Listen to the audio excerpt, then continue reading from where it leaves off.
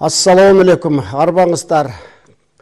Мына қайрадан өзіңіздерге белгілі болған Ақтаңдай теледолборын алқандағы алтын қомыз байгесінен таңдау турунун мына жыйын туктогучу соңку жуптарына бүгүн күбөдөр болосуздар. Ал эми мен болсо азыр студияда биздин конокторду тааныштыралык. Студияда мен жанында даңк медалынын ошондой эле Түрксой эл аралык сыйлығының ээси меценат алтын комуз байгесинин автору биздин белгилүү инсандарыбыздын бири Ниязбек Айбашев абабыз келип отурат. Куш келипсиз. Ошондой эле жазуучу, жомокчу, Оштогу биздин мамлекеттик университетинин кино академиясынын окутуучусу, биздин белгилүү кино режиссер Токтош Абыкеев жана биздин студияда такай акындардан келип, ушу көрүүчү болуп, колдоп, коштоп, өнөрпоздорду колдоп турган биздин мына Жолдошалы инибиз Такай өнөрүн дагы өрчүтүп ушу келип отурат. Баарыңыздарга амандык тилейбиз да. Эми Бишкекте кичигенге кеп кезегин берейин. Ал жердеги биздин акындарды, ал жердеги биздин калыстарды тааныштырып, анан кийин бүгүнкү көрсөтүүнү баштайм. Саламатсыздарбы, арбаңыздар ардактуу телегөрүүчүлөр, ошондой эле Ош студиябыздагы биздин кесиптештер. Мына ошентип биз бир ай бою Борбор калабызда Ош Бишкек телекөпүрөсү аркылуу акындарды тандап аткан учурубуз. Ал эми мен сиздерди калыстар төрагасы менен, ошондой эле мүчөлөр менен жана катышуучу акындар менен тааныштырып өтөйүн. Кадыралы Коңкобаев филология илимдеринин доктору, профессор, түрколог, калыстар тобунун төрагасы. Ошондой эле Кыргыз Республикасынын маданиятына эмгек сиңирген ишмер, акын Бибайша Арстанбекова эжекебиз. Жана ошондой эле бүгүнкү биздин акын катышуучуларыбыз Иса Кадыралы уулу, Адыл Айжан Адыл кызы. Анда эмесе кезекти сөздү мен калыстар тобунун мүчөсү Бибайша эжекебизге берели. Ошондой эле биздин элибизге кечиресиздер, кеңири белгилүү таанымал жалпы кыргыз казак элине аттын ышкасындай таанымал болуп бараткан кадимки Элмирбек агабыздын шакирти Акмат Султанов отурат. Кечиресиз абдан сүрдөп дагы мына Акматты аз жерден айтпай кое жаздым. Саламатсыздарбы? Эфирибиз күнүбүз берекелүү өтсүн дейли дагы. Бибайша эжеке, өткөн аптадагы биздин акындардын жыйынтыгы боюнча сиздин оюңузду каалы. Арбаңыздар, өткөн айтышта бизде Асылбек Маратов 93 бай, Сыргак Мырзакаримов 83 бай, ал эми Иржан Сайдилдаев деген жаш акыныбыз бизди көптөн үмүттөндүрөт, көрөнгөсү бар деп бизге ошондой сезилди, баарыбыз ошону жактырып отурдук. Ошол жигит 86 бай.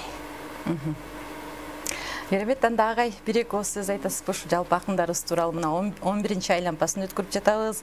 Бизге 18 жуп катышты. Келиңиз. Урматтуу телекөрүүчүлөр, урматтуу акындар көрүп отургандар. Мен ушул бир айдан берки акындардын айтыштарын байкап отуруп, 2-3 жыйынтыкка келгенсидим. Анын биринчиси биздин эң мыкты залкарларыбыздын баардыгын эли журтубузга тааныштырып, ошолордун ким экендигин эске салып, кыргыздын чыныгы, рухий жан дүйнөсүнүн кандай болгондугунан кабар берген биздин улуу залкар акындарыбызды жөнүндөгү элге бир маалымат бергендик мен абдан кубандырды. Экинчиден, мына эки телекөпүрөнүн учурунда мен аябай бир жагынан кубандым, экинчи жагынан ичим кичине кандай толбой аткан учурлар дагы болду. Алардын эч нерсесин жашырбашыбыз керек.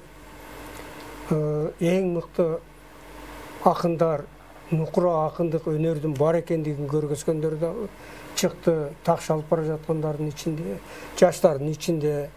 Анан кийин дагы бир биздин акындар деген ушу эстерин алып койсо, биринчиден кыргыз коомун, кыргыз калкынын ушундай манас баштаган, мына быйыл кийинки 100 жылдыкта Чыңгыз Айтматов менен толукталган кыргыздын улуу руханий жан дүйнөсүн биздин жаштарыбыздын көп билбей бара жаткандыгы мени аябай таң калтырды. Ушунчалык массалык маалымат каражаттары, мүмкүнчүлүктөр ушунчалык көп, бирок акындарыбыз күндөлүк эле ичкен чай, отурган отургуч, жет көргөн тоосу, ушундай бир жөнөкөй нерселерди кошо албай кээде мүдүрүлүп кетип, баягы темаларды, залкарлар жөнүндө көп темаларды ачып бере албай кыйналганын байкадык. Эмнеси болсо дагы ар кимдин эле акын болгусу келет. Бирок Кудай Таалам жараткан деген аларга акындык өнөрдү берген эмес да. Буларга берген. Ошондуктан акындык өнөрдү күн сайын, секунд, минут сайын курчутуп туруш керек. Бүгүнкү дүйнө өнүккөн дүйнө, маалыматтардын дүйнөсү, технологиялардын дүйнөсү, кыргыз эли, мурдакы кыргыз эли менен азыркы кыргыз элин салыштырып болбойт. Азыр дүйнөдөгү прогресс, технология, жаңы түшүнүктөр кандай болуп атса, бүгүнкү кыргыздар ошолордун ээси. Биз деген көрө каттын эле тигиндей мындайын айтып жүрө бербей, келечекти ойлошубуз керек. Себеби буларды айтып атканын эң башкы себеби акындар калкыбыздын жарчысы. Булар мисалы үчүн окумуштуу катары мен айтсам анча көңүл бөлүшпөйт. Бирок акындар мыкты кылып Барпыдай айтса, же Алымкул Үсөнбаевтай айтса, же ар кимиси жөнүндө айтса, кандай керемет. Ошол учурларды, ушундай сөздөрдү, ушундай ойлорду, пикирлерди кыргыздын жан дүйнөсүн ачып берип атканына таң каласың да. Мен биздин жаштарга ошондой бир жакшылыктарды тилеймин. Чыгармачылыгын курчутуусу керек. Абдан керек, окуш керек, аракет кылыш керек. Рахмат агай, анда биз кезекте Ош студиясына беребиз. Мына ушул бүгүнкү темабыз Замирбек Усенбаев агабызга арналат экен. Ушул инсан туурасында видео сюжет даярдалган. Ошол сюжетти көрүп алып, анан акындарыбызга кезекте беребиз. Абдубалик aka, сөз сизде. Акындарыбызга кезекте.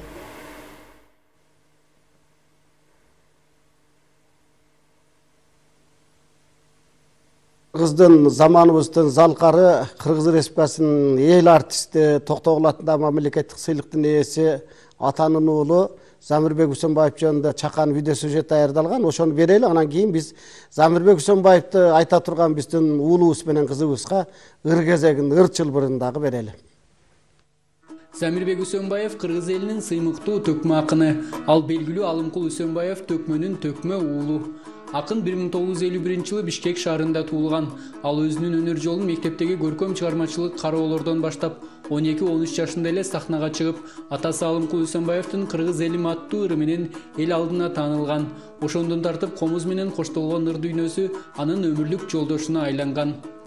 1968 жылдан тартып Кыргыз мамлекеттик филармониясында иштеп, таланттуу ырчы, акын катары эл алдына чыкты. 1991 жылдан тарта филармониядагы эл шайырлары тобунун көркөм жетекчиси болуп эмгектенди.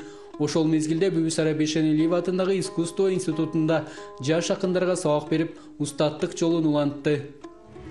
Анын комузчуларга жаштар жөнүндө терме, нан жөнүндө, улууларды эскерүү сыяктуу чыгармалары эл ичинде кеңири айтылып келет. Замирбек агай Токтогулдун, Жеңи жоктун, Эшмамбеттин, Калыктын, Ысмайылдын жана башка залкар акындардын чыгармаларында жүрөккө жеткири аткарды. Анын арасында Какен Алмазбековдун Кызыл туу кыргыз кыздары чыгармасын ийнине жеткири аткарган. Кадырлап турса кең мекен, каныкей болуш эмнекен, ардактап турса кең мекен, ай чүрөк болуш эмнекен, абалкы бийик куулардан азыркы кыздар кем бекен. Элим кыз менен көркөмдөй кыштагын, кыз менен көркөм бүт шаарын, айчолпон биздин айылда, атайлап кантип бүт баарын, сайраган күкүк кайыргүл, Салима сайра мыскалым, таңшыган булбул болчу деп, бул тарыхта калчу кыздарың. Замирбек Усенбаевдин таланты Кыргызстан менен гана чектелбей, ал АКШ, Япония, Кытай, Түркия, Швеция сыяктуу өлкөлөрдө да кыргыз үнүн жаңыртты. Анын эмгегин эл жогору баалап, 1979-жылы Кыргызстан Ленин комсомол сыйлыгы, 1983-жылы Кыргыз СССРнин эмгек сиңирген артисти, 1991-жылы Кыргыз Республикасынын эл артисти, 1997-жылы Токтогул атындагы мамлекеттик сыйлык, 2001-жылы профессор наам, 2002-жылы даңк медалы, 2011-жылы Манас ордени, 2021-жылы Манас ордени экинчи даражада сыйлыктарына ээ болгон. Нан жөнүндө аралап суук шамалы, адамга салып санааны, ачарчылык менен ажалдын, жеп көрчү согуш келгенде, жергемди каптап карааны. Ыйлаган нан деп баланы, оюнчугун унутуп, ойноого дагы алы жетпей, өзөктөрү карарып, ооз толо нан жетпей, түйшүктү тартып көп бала, түштөрүнөн да нан кетпей. Азыркы кезде береке, ар үйгө кирсең нан менен, бааласак кунун нандын, барабар эле кан менен. Бул ырында акын кыргыз элинин тарыхтагы ачарчылык, согуш жылдарындагы азап тозогун, балдардын нанга жетпей көз жашын төккөнүн чагылдырып, курт сүрөттөйт. Анын өнөрү аркылуу кыргыз комузу жана төкмө ыр өнөрү дүйнөгө таанылды. Замирбек агайдын ырлары бүгүн да жаштардын жүрөгүндө жаңырып, элдин эсинде жашап келет. Анда эмесе кезекте мына ушу студиябыздан орун алган биздин жаш төкмө акындарыбыз Иса Кадыралы уулуна, ошондой эле Адыл кызы Айжанга берели.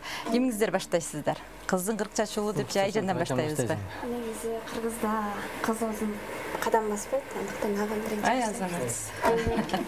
Баракалла.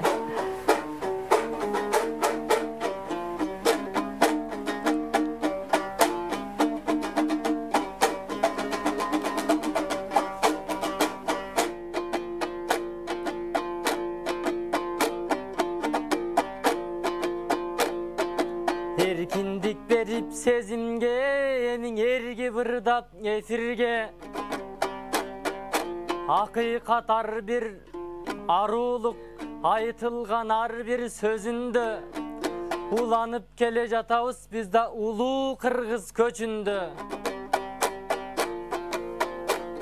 Uturlap kelip jaygaştık mından udulun kettin sezүүгө.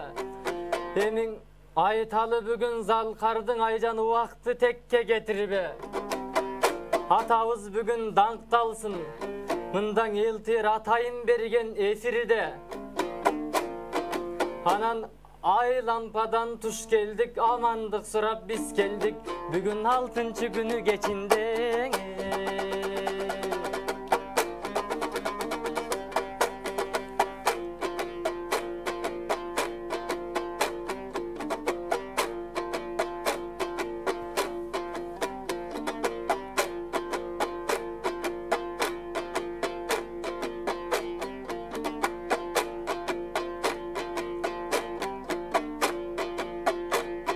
Senin ır kurcunun açayın, men bugün ırdavay kantip kaçayın.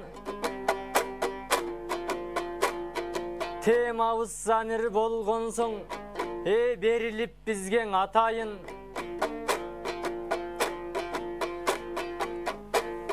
Men dagımından esirde, barыңızдар uruk saatты berisenger bir açılış jasayın.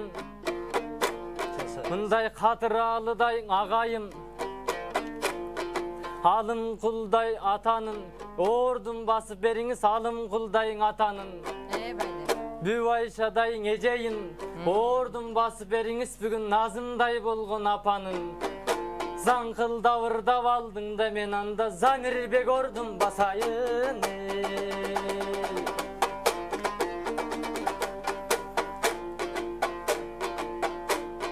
Handa men ırım baştadım, ay tuğan ırım çaktadım. Bugün anda el estetip turgula, esil kayran atamdın ebelektey yaşağın.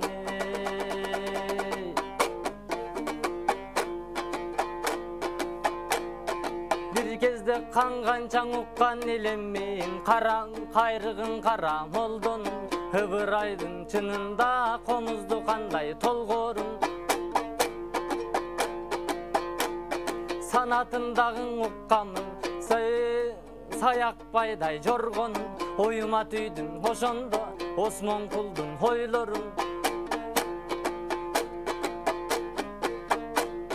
Hatakem marhum ölgöndü, Ismail atam koş teleň, önör pozdordun çoňdorun. Ha oşondo 5-6'da kuragın, belgilep aytsam bol jolun.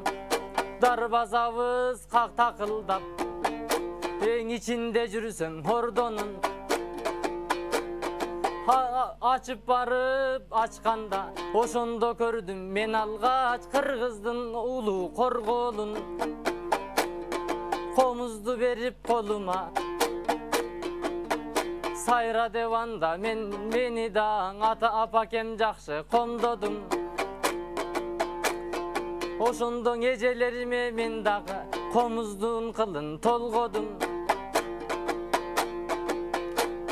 Ak bata verip barısı o senti bataken arday az dektep dayım koştu de batakendin yoldorum. O senti ardak arkalap kaldım men dagın alışın atalardın çoğ jolun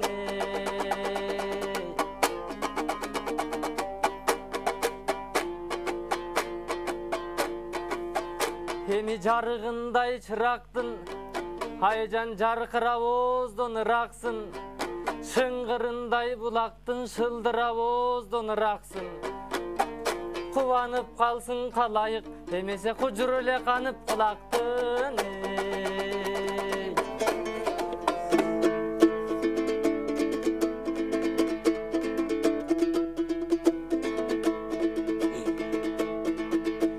Arkadaştap durmuştun kaygıları Karavalı önürdün aldı cağın Kanikey tay torunu çapkan öndü Çapkılayın mayrapamdın argımağın Çapkılayın mayrapamdın argımağın Oy bayke sen ırda veliresin Görkümden ırdap teminesin Kaydağın oğundu saldı bul dep Kalayıp bugün beni cervesin Kalayıp bugün beni cervesin Kırgızımdın kıran men kızı bolom Alıskan uça turucu kuşu bolom Kar kıranı kırgızga kaytargın dep Kazakada des bergen uşuluğun Kazakada des bergen uşuluğun Yaz gülünde açılgan жалбызыңдын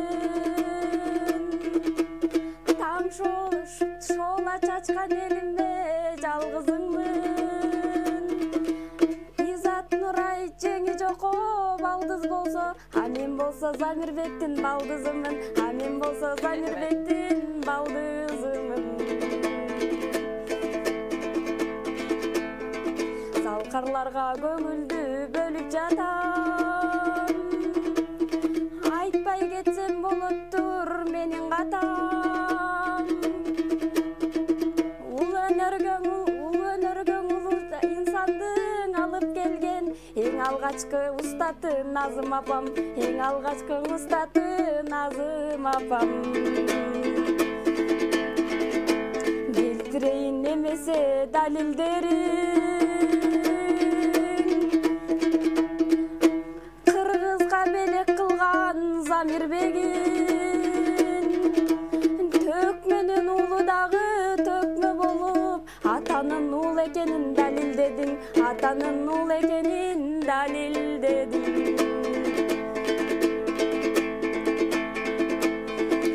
Залкар болдуң азыркы заманама Кезинде Айтматов атам айткан кара бала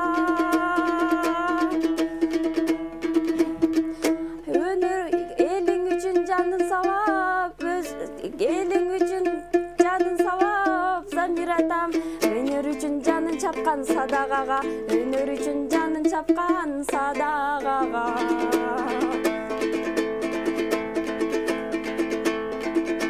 Мен дагы сөздүн гүлүн терейинчи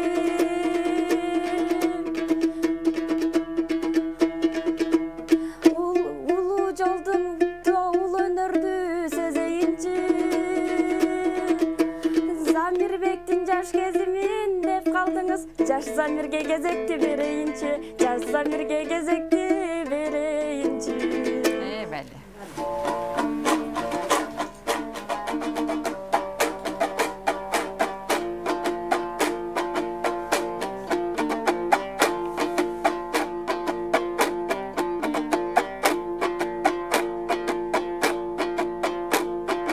Komuzdu kolgo küylöyün Zamirbek atam ketdemi men öz oğuzumdan süylöyün.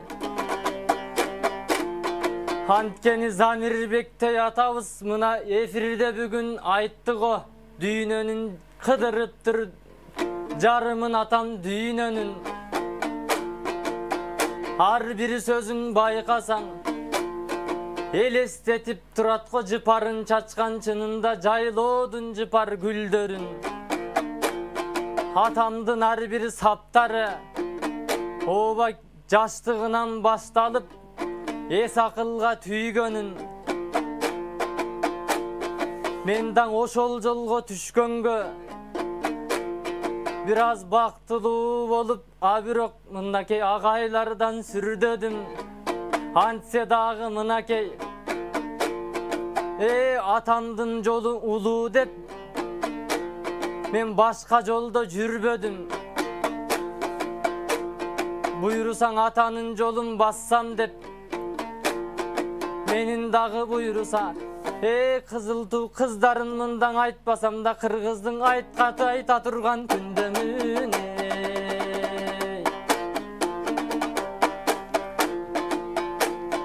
Bir kezden esteken menen bir basıp atağız ergi bırın aytçeken.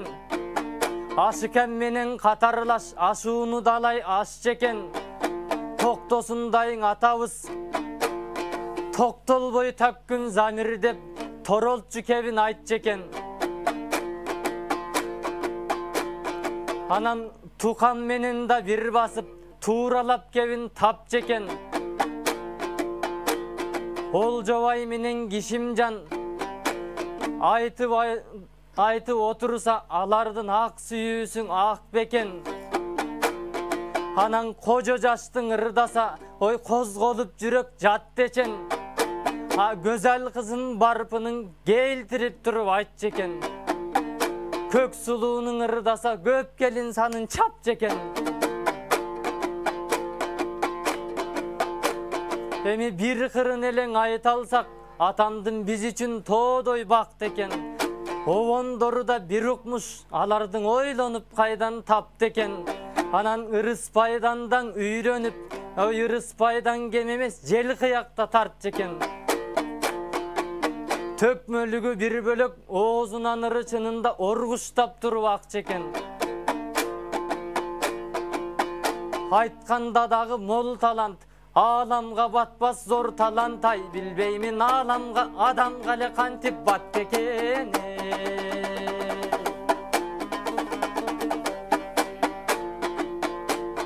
Anan kolumdu koyup komuzgan oy biraz köngülümdü burayın koomdogu bolgon jorukka.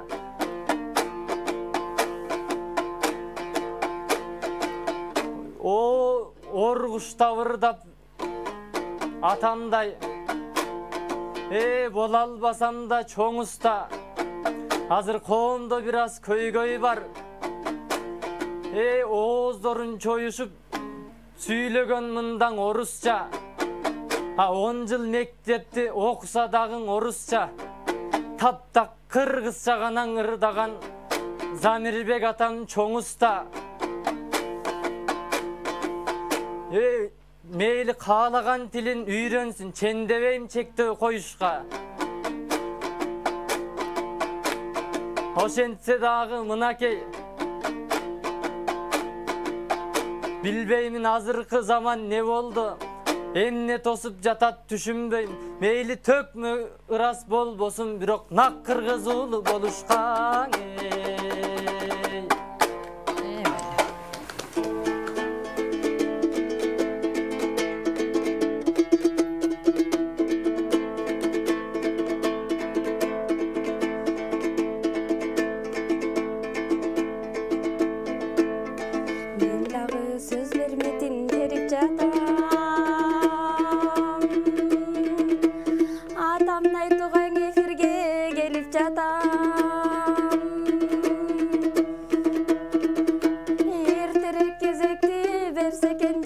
İsakemdin ulam qarap kütüp jatam, İsakemdin ulam qarap kütüp jatam.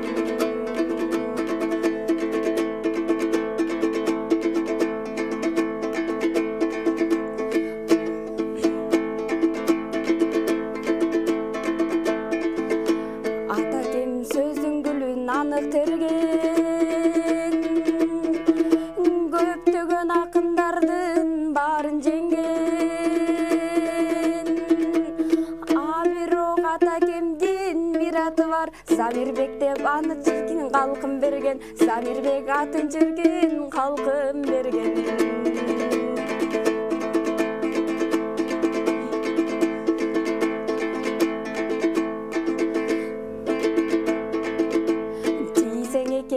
берген атаң ошол батаң батасын алып калгам кам кайда катам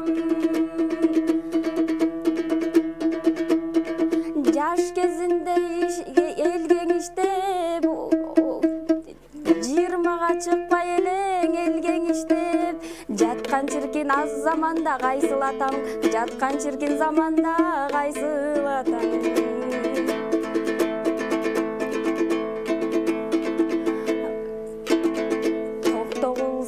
сарайында токтогул сарайына барып калсаң жалаң эле 40 жашка таягандар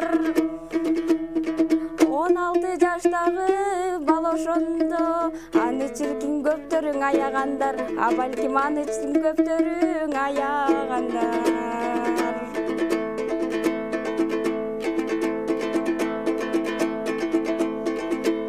азыркыга атамдын үнү жетти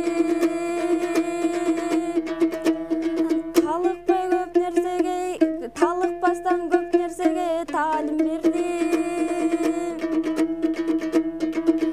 12 тең атадан калса дагы атасынын жолун улап анып кетти атасынын жолун улап анып кетти рахмат анда кезекти азыр ош студиясына берелик. Мына биздин эки жаш таланттарыбыздагы өздөрүнүн дараметине жараша биздин Замирбек Усенбаев жөнүндө учкул ойлорун айтып берди. Биз чыгармачылык ийгилик каалайбыз. Ал эми биздин студияда ушул Алтын комуз байгесинин автору меценат Ниязбек абабыз бул жерде отурат. Нияз аба, айта кетсеңиз, эми мына бүгүн буйруса 3 айдан бери тандоо туру өткөрүлүп, жалпы жонунан бизге ушу катышуучулар 46 акын каттоодон өткөн. Эми алардын арасында кээ бирлери келбей калды, шартка жараша болду. Ошол баардыгын биз калыстар менен кошулуп көз жаздымда калтырбай, дараметтерине жараша баарын биз ушул калчап ар биринин өзүнүн упайларын, бааларын алып келатат. Эми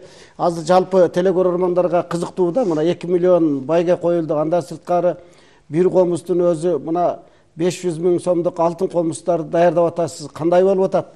Бүтүп калдыбы, эмне болду? Аны дагы мына угуш керек да биздин да төкмөлөр.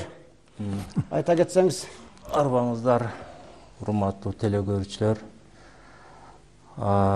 Конечно, сиздин сурооңузга мындай жооп берет элем.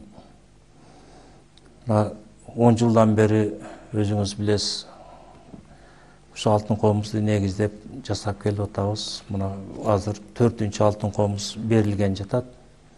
Бул алтын комузду дагы Италиядан алтынды алдырып, таза алтынды алдырып, мына азыр как раз өрүктөн комузду чаптырып, азыр как раз ушу кездерде алтын комуз жасалып жатат. Ширетилип атат. Ширетилип атат. Кудай буйруса, ошол сентябрь айынын аягына даярдап алып барабыз. Ошондо ким эгерде калыстардын чечими менен ким күчтүү болсо, ким жеңип чыкса, ошол кишиге тапшырабыз. Бар болуңуз. Мына Кыргызда чындап эле мыкты инсандар көп, бирок ошол баардык эле мыкты инсандар ошол сизге окшоп такай акындардын артынан түшүп, ошол алтын комузду мына 10 жылдан бери ал мына 4-үнчү комуз кетип атат. Андан сырткары Оштогу биздин улуттук музейибизде, Бишкекте тарых музейибизде ал жерде 2 комуз турат. Буйруса эми саналуу гана убакыт калды. Акындарыбыз насип кошулганы, Алла Таала буйруса алат деп турабыз. Сизге дайыма ошо тез соолукта жүрүңүз. Дагы көп Кудай Таалам сизге канча ошол берешендик кылсаңыз, ошончо Кудай Таала дагы сизге узак өмүрлөрдү берип, дагы ырыскысын чача берсин. Буйруса мына биздин маданият маалымат Жаштар саясаты министрлиги, Түрксой эл аралык уюму, Элтер баарыбыз биригип туруп Актаңдай акындар ордосунун негиз ошол темилгесин колго алышып, мына баардыгыңыздар жапатырмак киришип колдоо көрсөтүп атасыздар. Буюрса эми мен ойлойм 30 сентябрда аябай жогорку деңгээлде казак, кыргыз, каракалпак, Кытайдагы агайны туугандардан 6 акын кошулуп, мына азыр бүгүн буюрса 14 акын тандалат. Ошол 14 акын менен 6 акын коңшулаш өлкөлөрдөн келген улуттук филармониябызда буюрса бир чоң өтө бир делебени козгогон айтыш болот деп ойлойм. Буюрса ошого чейин дагы убакыт аз калды. Эми бизде Бишкек шаарыбызда өкүлчүлүгүбүздө кадимки калк баары сыйлаган Ахмат Султан уулу болуп турат. Кыргыз элинин белгилүү төкмө ырчысы Токтоналы Шабданбаев 1895 жылы азыркы Кант районунун Жайылма деген айылында туулган. Ал кедей дыйкандын үй бүлөсүндө төрөлүп, жаш кезинен жетимчилик менен чоңойгон. Балалыгында эле ыр жазып, комуз чертип, төкмө акын катары эл ичинде таанылып баштаган. Тагдырдын оор сыноолоруна карабай, өзүнүн талантын өнүктүрүп, кыргыз поэзиясынын жана элдик музыкасынын көрүнүктүү өкүлдөрүнүн бири болгон. Жаңыдан ат жалын тартып минерде атасынан ажырады. Андан көп өтпөй эркелетип өстүргөн энеси да көз жумуп, томолу жетим калды. Турмушту эрте тааныган, сезимтал баланын көөдөнүндө ыр тээп, көргөн билгендерин айыл апаларга ырдап баштайт. Жайы кышы уйку жок, жаныма батат тынчы жок. Айта албаймын эч кимге, ачылып иште тартымды. Энелери атамдын алып кетет кылбай, иштеп тапкан акымды. Көрсөт албайм адамга көздөн аккан жашымды. Малайлыктан кутулбай, бакта алайым басылды. Деп зар какшап ырдап жүргөн чагында жакшылыктын жишаанасын угат. Жаш ырчынын өнөрү эми ташкындап тышка чыга баштайт. Ал мурда жалангана керт баштан кайгы капасын комузга салып, арман ретинде ырдап коюп жүрсө, эми ошол армандарын жалпы элдин тагдыры менен бирге байланыштырып ырдайт. Өксүп жүргөн кезимде октябрдын таңы атты. Жетим жесир кедейдин эми тынды санаасы. Эркиндик күнгө болду эзилген кедей баласы. 1935 жылы Фрунзе шаарына чакырылып, Кыргыз мамлекеттик филармониясында артист болуп иштейт. Кыргыз искусствосуна сиңирген эмгеги үчүн ага 1958 жылы Кыргыз СССРинин эл артисти деген ардактуу наам берилет. Ал эмгек кызыл туу ордени менен жана бир нече медалдар менен, грамоталар менен сыйланган. Токтоналы Шабданбаевдин акындык мурасы өтө бай. Анын поэтикалык чыгармалары, жеңиш ырлары, Өчпөс нур, Көргөнүм, Айтыштар, Алтын дарбаза, тандалмалуу чыгармалар, Бекенимди даңтаймын, мурасаттуу жыйнактарга топтолуп басылып чыккан. Акын ырларында социалдык темалар, ата мекенге болгон сүйүү, эмгек жана элге кызмат кылуу темалары күчтүү чагылдырылган. Ал ошондой эле кыргыз айтыш өнөрүнүн улуу устаты катары белгилүү болгон. Ыртаймаштарда акындын куурчакылы, анын сөз тапкычтыгы менен айырмаланып, көптөгөн айтыштарга катышкан. Айрыкча Исмайыл Борончиев менен бирге өткөргөн айтыштары эл ичинде кеңири белгилүү болгон. Исмайылга окшоп кээ бирөө бекер өмөт кылган бар. Алкын бузуп агытып, араң дүйнө жыйган бар. Ак сакалдуу кары деп, ак мурут суу алгы деп, улуу болду атагың. Атайын келип үйүңө, аңгеме куруп жатамын. Арам жолго бурулбай, сен аябай эмгек жасадың. Кара кылды как жарып, калыстык менен жашадың. Мен ырчыны деле көрбөдүм. Мына Исмайылдан кашаңын, жаталак болгон кез экен, жашына жетпей атанын. Комуз черткенде жана ырдаганда элди руханий жактан таасирленген. Мындай өзгөчөлүктөрү анын акындык элементин арттырып, элдин сүймөнчүлүгүнө кылган. Токтоналы Шабданбаев 1978 жылы дүйнөдөн кайткан. Артында элге таанылган ырлары, комузда ойнолгон керемет оондору жана кыргыз поэзиясынын тарыхында өчпөс из калтырган акындык мурасы калган. Ал сөздүн чыныгы устаты улуу төкмө акын болгон. Ахмат дагы өзүнүн мына ушул булак көрсө көзүн ач демекчи, мына мончоктой болуп жаңы ачылып келаткан, жаңы чыгып келаткан акындарыбыз эртеден бери карап отурду, кеп кеңешин берип, алтын шилекейин чачыратып бир калыстык кебин айтар, ийгилик каалар. Ал эми бүгүнкү Ахматтын темасы болсо мына ушул айтылуу Токтоналы Шабданбаев атабыз тууралуу экен. Келиңиз анда Ахмат бир-эки ооз сөз сүйлөп, анан өзүңүздүн темаңызды баштаңыз.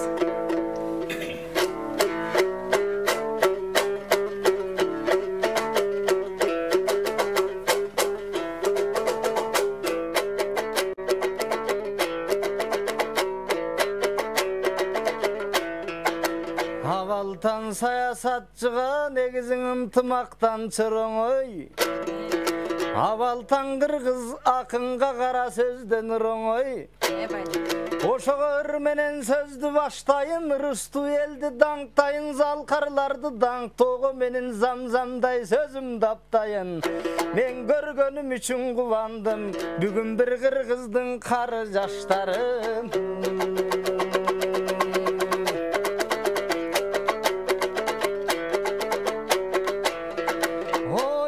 Менен жалганды өксүгөн далай замандар, ошол залкарлар кеткен мурастап заманга сыйбас алам бар.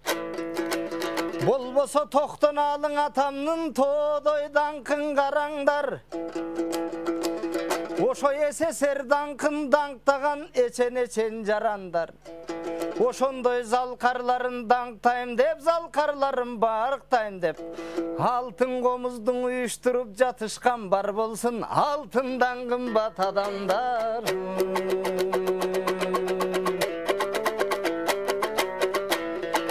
О, жалпы эл көрөт турбайбы жакшынын чачкан жарыгын?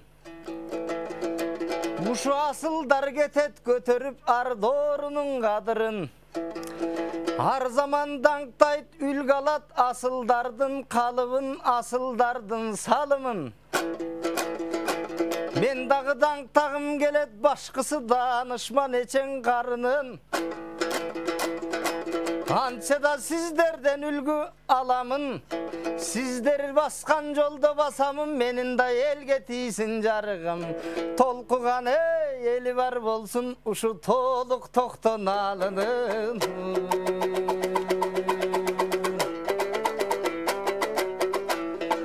Токтоналың атабыз кече 19 кылымда, ошо тогошкон кылым кырында, Сары өзөн чүйдө туулган санжыраңай айтсак чынында. Эми заманын кошуп кетиптир, зарлаган эчен о жылында. Анча да жетимдикти көп көргөн, о жетимге дартын өткөргөн. Ит заман экен андагы, ошо куу заманга басылып, куураган бойдон калбады. Жетимдикти жеңди да, жалпы каңырын арнады. Жаман кулдан үлгү алып, жалпы журтка сайрады. Калпынып кетти атамдан, эчең каухардай сөздүн каймагы. Болбосо Токтогул менен жеңи жок, толкуган талант теңи жок.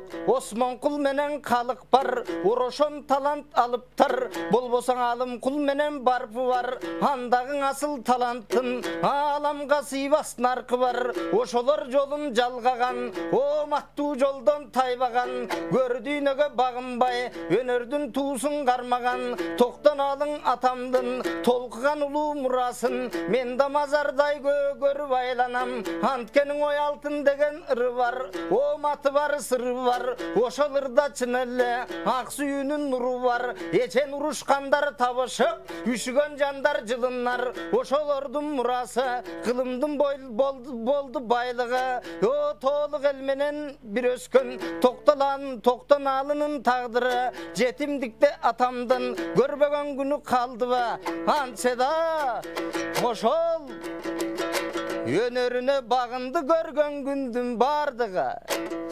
Кудай өзү буйруса, Токтоналыдан үлгү алып, биз дагы болсок темдордун алгыры.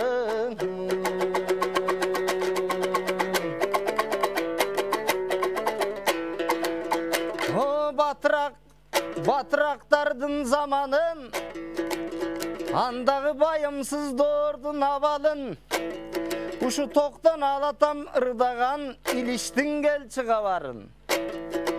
Емің өзгөчөң айтчы бір жайыт,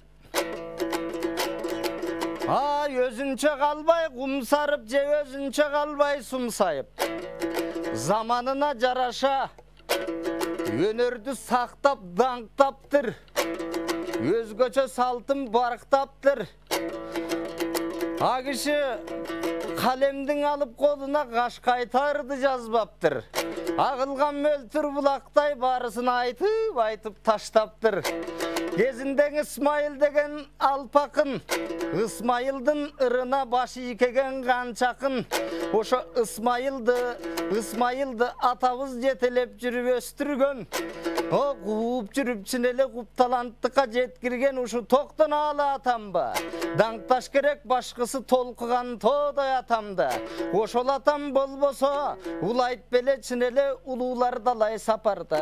Анткенің Осмон құл менен бір жүріп оматтуулардан баталды. Исмайыл менен ырдашы вырыстың ырчың аталды. Тодуктап кетті ошолор, кезінде филармонияның тобында асылдар жүрген қатарда. Болбосо Манасчыдан саяқпай, айтып тұрған санаты, албан түркім о Манастай, қуылып тұрған ырғаға, жуырылып тұрған ырлары, анткені саяқпай менен бір жүріп, ушыл тоқтан алатам жырғада. Тоқтан алың атабыз, Харам Олдонун жанында, қасиет сөзден ырдады. Бақыт емей еміне, залқарлардың тобында, замандаш болып тұрғаны, ечен сапарда, еліне ырын сұңғаны, өшпөстей жана өлбөстей, өрнөктүү маяк құрғаны. Ошолордун буйруса, бизге байлык кылганы, бизге байлык кырдады. Болбосо санап отурсак, залкарлар экен андагы. Ошол кезде топтолгон таланттардын каймагы. О кыякчы, Мураталы кыякчы, алдагы Музоке бабам сыяктуу. Кыягын тартсаң ағызған күйлерден мөлтір бұлақты. Қанша дордон қақпастан өтіптір алтын тұяқты. Ошолор жағып кетіптір филармонияға кезінде таланттан өшпес сұрақты. Алардың дағы сауында Саиттей болған чорчу бар, Саиттей болған атамдың саралтын тодой орды бар. Еме ал кездегі таланттар бар еле алтын башаттар, барысын мақтап атап қал. Анткені атаған сайын даңқталған, абирді сөзің барықталған, ордудағы салмақты, емгегі дағы ардақту. Мына талантыдағы арбақту, айтор мурасыдағы қаймақты асылдар екен барысы. Ошолор менен даңқталған оматту елдің намысы, азыр үлгілі болып қарачы. Мына жан дүйнөнү жарытқан ошолор екен башқысы. Ошол оматту залқарларым бұл өнердің алтын бақтысы. Жыл сайын бейік өспейбі, бұйрысаң алып залқарлардың тақтысы. Алтын қомыз байгебіз, бұйырса байгенім болсын жақшысы. Алтын қомыз сертілсін, алтын дорғы қырғыздың ақ қанаты серпілсен. Алато қырғыз қалқына Ниастай болған уылдары аламға сыйбас құтпақты, ұшыл ата жұртына келтірсен.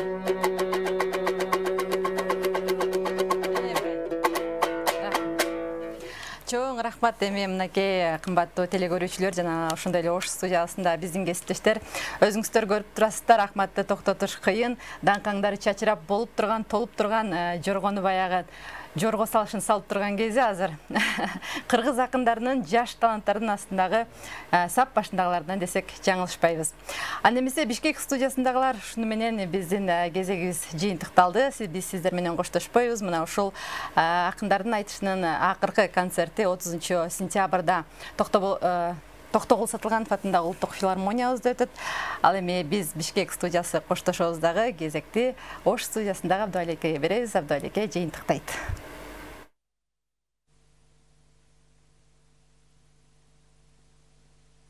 Рахмат, кичиген мына биздин Ахмат уулубуздагы абдан токтоналы чоң залкар жөнүндө керемет саптар менен айтып болгон мүмкүнчүлүгү менен эл журтка бир чоң, мындай айтканда казынаны жайып берди. Чыгармачыл ийгилик аман болсун, дайыма эл ичинде сайрап жүрө берсин бардык биздин таланттар. Негизи эле ушул эл-терде Актаңдай теледолбоорунун алкагында тандоо турга катышкан жалпы ошол ар бир келген биздин уул кыздарыбыздын бардыгына чыгармачыл ийгилик каалайбыз.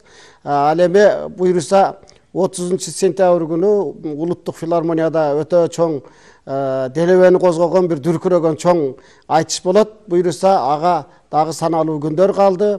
Ага чейин буйруса кийинки жумада биз кимдер өттү, канча упай менен өттү, ошол 14 акындын баардыгын жалпысын калың журтка жарыялайбыз. Анан кийин буйруса ошо даярдана бериңиздер. Эми бүгүн билинбей биздин убакыт деле ушинтип соңуна чыкты. Сиздерге дагы рахмат, ийгилик болсун. Мына Талбай Токтошова иштеп бердиңиздер баарыңыздар, калыстар баары. Өзүңүздөрдүн кудуретиңиздерге жараша балдарга акыл насаатты да айтып бердиңиздер. Нияз абам болсо бул жагынан колдоп келе атат. Биздин жалпы эл-терде чыгармачыл жамаат, оператор, режиссерлордун баардыгы өтө кызуу, ушунчалык бир жакшы мамиле кылып иштеп беришти. Баардыгына чыгармачыл ийгилик каалайбыз. Кадырман телекөрөрмандар, ушуну менен мына биз 3 ай бою тандоо турун өткөргөн Алтын комузга арналган акындардын тандоо туру бүгүн соңуна чыкты. Эл-терден алыстабаңыздар, биздин көрсөтүүлөр уланат. Биз болсо дагы жакшы күндөрдө Актаңдайдан жолукканча аман туруңуздар демекчибиз.